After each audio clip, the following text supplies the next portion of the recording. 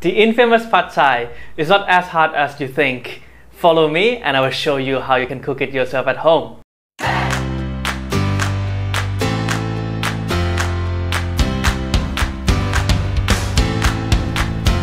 Sawadee krab. Welcome back for another episode of Cook Thai with Momo. This time we'll be cooking Pad Thai. I'm excited. I hope you're excited too. Pad Thai is easier to cook than you think. I have all here the ingredients that you want, but I also provide the list in the description below as well. So have a look. First thing is the key of Pad Thai is the Pad Thai sauce. You can pre-prepare the sauce and keep it in the refrigerator, which I did, or you can also prepare it at the time you cook as well. Up to you.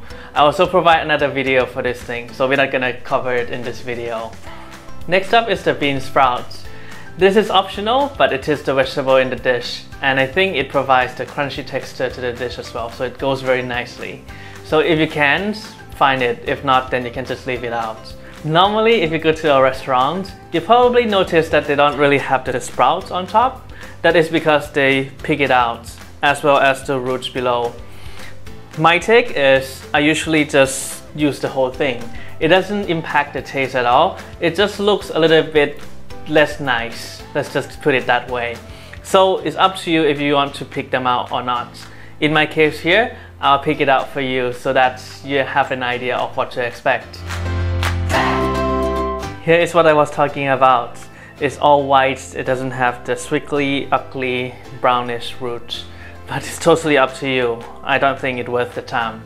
Next one is chive. We use about 2 of these bunch. Remove the roots and cut into about 1 inch or 3 centimeter sections. Next is tofu. This is optional. I don't really like it myself, but you'll see a lot of restaurants put it in. This is hard tofu. Don't buy soft tofu, otherwise your dish will be a complete mess. Cut into slices of about 1 centimeter. We'll use 2 slices. Then cut it into smaller pieces. You're cooking Pad Thai, so you need flat rice noodle. I'm using a dried noodle today. There's a drawback to it. It's not as good as the fresh one, but it's much easier to find. So we'll be soaking it in water for about 5 to 10 minutes. My bowl doesn't fit the entire thing now, but it will soften a bit and then I can move it around. Pad Thai also have roasted peanuts. I'm too lazy to roast the peanut myself, so I just buy it in the supermarket. Just find unsalted option. Use your knives to mince it up. Some recipe will say use pestle and mortar, but I feel like using knife is easier to control how fine we want it to be. So knife it is. Last thing to prepare before we move to the kitchen, the shrimp. I'm using about 5 shrimps today, and it's frozen, but it's totally fine because we are a home cooker, we are not a restaurant. Just make it easy. So you want to either remove the head entirely and peel it. I personally like the head, so I'm just gonna keep the head, but I will trim it a bit. Peel it by inserting your thumb beside the legs and pull the shell off. Do this to the entire body, but I suggest leave the tail in. It will taste better when we fry it up.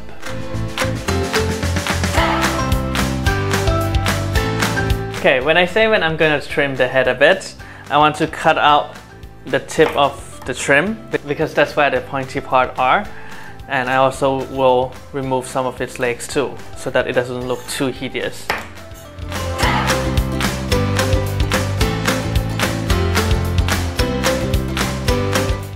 Lastly, before I move on, just make a slight incision to the back of the shrimps.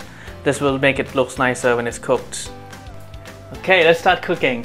We will start with the shrimp first. Sometimes you'll see that they put the shrimp in when they're cooking the noodle as well.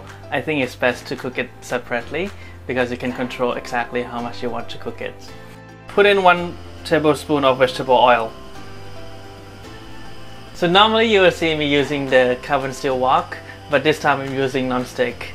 This is because Pad Thai sauce is very acidic and my carbon steel wok is not very good with it. And it also the opportunity to show you that the non-stick wok also work.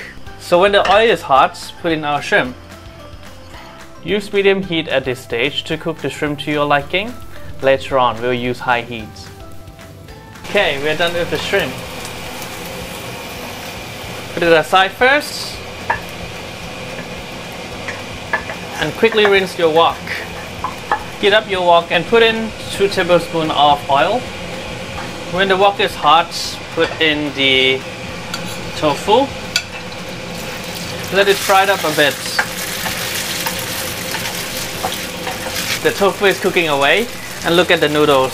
It's soft now, but it still needs to be cooked. You need to put in a bit of water into the wok as well when we cook it, but I will get to that later. When the tofu has already turned golden, put in the noodles. And put in water too. I'll use 10 tablespoons first. Different noodles need different amount of water, so you need to try it once or twice to know. The ending result should be a bit chewy and not hard inside. A bit like al dente. Okay, now when the water is kind of absorbed, crack in the egg. And break the egg yolk too. Allow time for egg to cook a bit before you scramble it. You want slightly big pieces, not tiny ones. Now when the egg is about to be cooked, start putting in your pad thai sauce. I'll use 5 tablespoons. Also, a bit more water, 3 tablespoons. Now it's a good time to put in your vegetable too. Put only half of the bean sprouts. We use the rest uncooked. Your noodles should be cooked already at this stage, so only need to mix the sauce up and cook the vegetables. I spent less than 1 minute from when I put in the sauce. Don't cook it for too long, otherwise it will be too dry. Put your shrimp on top when plating up. Serve with uncooked bean sprouts and peanuts.